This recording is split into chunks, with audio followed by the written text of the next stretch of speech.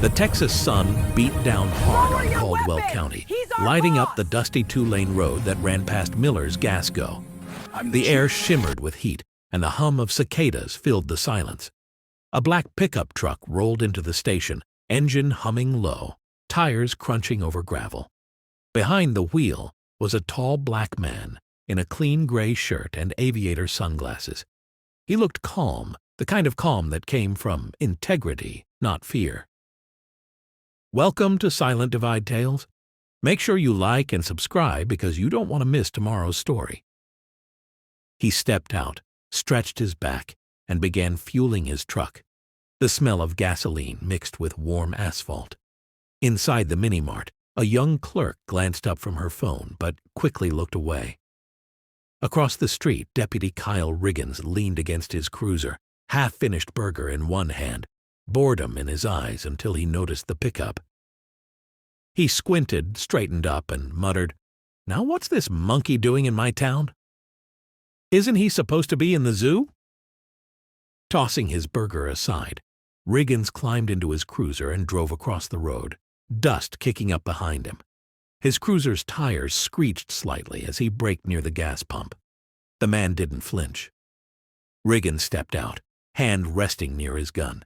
"Hey," he barked, "you mind telling me what a monkey like you is doing in a public place like thee?" The man turned calmly, eyes steady. Getting gas, same as anybody." Riggins smirked. "We'll see about that." He popped the strap on his holster, a quiet click in the hot silence. Before we dive in deeply, let us know in the comments what country or which city you're watching this story from. We'd love to know how far this story travels. The wind carried a faint whistle through the open road as the two men faced each other under the sharp daylight. The sound of the gas pump ticking filled the tension between them. The black man stayed still, both hands visible, calm but watchful.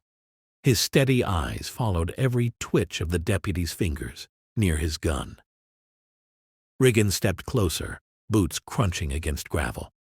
"License and registration, now," he said sharply, his tone already dripping with suspicion. The man tilted his head slightly. "You stopped me at a gas station, deputy. Mind telling me what this is about?" Riggins' jaw tightened. "You match a description," he lied. "Dark truck, dark clothes, and even dark skin seems like trouble to the general public." The man's lips curled slightly in disbelief. "You're kidding, right?" "Sure. Do I look like I'm kidding?" Riggins barked, hand hovering closer to his weapon. Inside the mini Walmart, the clerk peeked through the glass, phone half raised but too scared to film. A trucker at Pump 3 froze mid-fill, sensing the tension building like thunder before a storm. The deputy's voice grew louder. "Hands on the hood, now!" The man exhaled slowly, eyes fixed on Riggins. "Deputy, I suggest you think carefully before you—" "I said, hands on the hood!" His shout echoed down the road, startling a flock of crows from a nearby power line. The man hesitated not in fear, but in control. He set his wallet on the hood deliberately. "I'm reaching for my ID," he said slowly. Riggins yanked his gun free, the metallic click cutting through the hot silence. "Don't move!" A bead of sweat rolled down the deputy's cheek. The man didn't flinch. "You really don't want to do this, son?" The deputy replied, "The only thing I want to do right now is see your miserable black ass in jail." The gas pump clicked off, signaling the tank was full, but neither man moved. The midday heat shimmered around them. Every sound amplified the buzz of a fly, the low hum of the idling cruiser, the soft crackle of the radio inside it. Deputy Riggins' hand trembled slightly, but his ego wouldn't let go. "Get your hands where I can see them," he shouted again, trying to sound in control. The black man kept his gaze calm. "You sure you're ready for what happens next?" he asked quietly. Riggins' lips tightened. "Don't talk smart to me. Turn around." The man turned slowly, placing both hands flat on the truck's hood. His movements were measured, deliberate, too composed for someone under threat. It made Riggins uneasy. A car pulled into the far side of the lot, a young mother and her son. She froze, eyes wide as she saw the deputy's gun drawn. The child ducked low instinctively. Riggins noticed but didn't care. He barked, "You got any weapons in the vehicle?" The man didn't answer immediately. "Only the one you just pulled out," he said evenly. The deputy stepped closer, the barrel trembling as it caught a glare from the sun. "Smart mouth, huh? You think this is funny?" The man didn't blink. "I think it's dangerous." Riggins' voice rose. "You think you can just roll into my county like you own the place?" The man finally turned his head slightly, one brow raised beneath his sunglasses. "Funny," he said quietly. "That's exactly what I was about to ask you." Riggins froze for half a second. Confusion flickered across his face, but he pushed past it, anger taking over. "Shut up and get on your knees, you ape," he barked. The man didn't move. The air around them felt like it could shatter. The deputy's voice cracked under the weight of the moment. "I said on your knees," he repeated, louder this time, though his tone betrayed a flicker of doubt. The man's calm eyes didn't waver. "You really want to do this, deputy?" he asked, his voice deep, even the kind of tone that carried authority without needing to shout. Riggins gritted his teeth. "Don't play games with me. Hands behind your head." The man stayed still. The sound of his heartbeat seemed louder than the humming of the pumps. Two bystanders, the trucker and the mother, were now whispering nervously, phones discreetly recording from behind their cars. Riggins stepped closer, sweat rolling down his neck. The sun glared on his badge. His gun hand shook, just slightly. "I said—" Before he could finish, a second police cruiser turned into the station, siren off, moving fast but controlled. The engine rumbled to a stop, and a woman's voice called out from the open window. "Riggins, what the hell are you doing?" Riggins spun around, startled. It was Sergeant Marla Ortiz, his shift supervisor. She climbed out, squinting at the scene, one hand resting on her belt.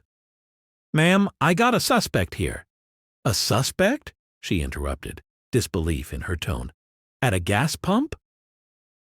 "He was acting suspicious, wouldn't show ID, gave me attitude, and most of all, he's black," Riggins stammered.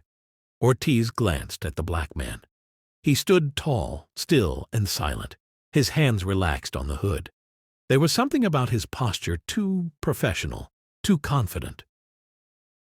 "Sir," she said respectfully, "is everything okay here?" He finally turned, removing his sunglasses slowly. The look in his eyes made Ortiz freeze mid-step. The deputy noticed her hesitation and frowned. You know him?" Ortiz's mouth went dry. "Riggins, holster your gun now." "What? He's—" "Now!" The moment hung in the air like a storm about to break. Deputy Riggins stared at his sergeant, confused and sweating, his gun still aimed. "Duh. Ma'am, what's going on?" he asked, voice cracking slightly. Sergeant Ortiz stepped closer, her tone sharp. "I said holster your weapon, deputy, right now, or you go in for it." The man beside the truck didn't move. He just watched silently, the weight of the moment pressing down on the entire station. The bystanders had stopped whispering. Their phones were now clearly recording. Riggins' hands shook as he lowered the gun, sliding it reluctantly back into its holster. "What's this about?" he snapped. Ortiz exhaled slowly. "Deputy Riggins, meet your new boss." The words hit like a bullet. Riggins blinked. "Wait. What?" The man finally turned fully, slipping his badge from his back pocket. Sunlight flashed across the gold emblem as he held it up. "Chief Darius Cole, Caldwell County Police Department," he said firmly. "I started this morning." Riggins' face drained of color. His mouth opened, but no sound came out. The woman at the pump gasped softly, her phone trembling as she recorded. Chief Cole stepped closer, his tone low but cutting. "You pulled your weapon on a black man pumping gas in broad daylight. No threat, no cause, just skin color." "Sir, Riggins stuttered, voice small. "No." Cole cut him off. "Save it. You've embarrassed this department, endangered civilians, and pointed a gun at your commanding officer." The silence was heavy. Even the air felt still. Ortiz stepped forward. "Deputy Riggins, you're relieved of duty, effective immediately." Cole's voice stayed steady. "Hand over your badge and firearm immediately."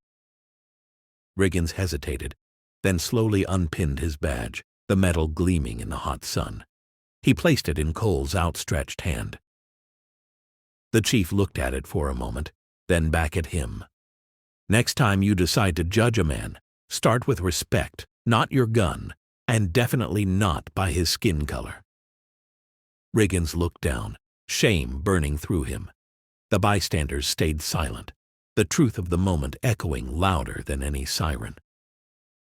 Cole turned, slid his sunglasses back on, and walked toward his truck. As he opened the door, he said quietly, "Welcome to Caldwell County, Deputy. You just learned who's really in charge now."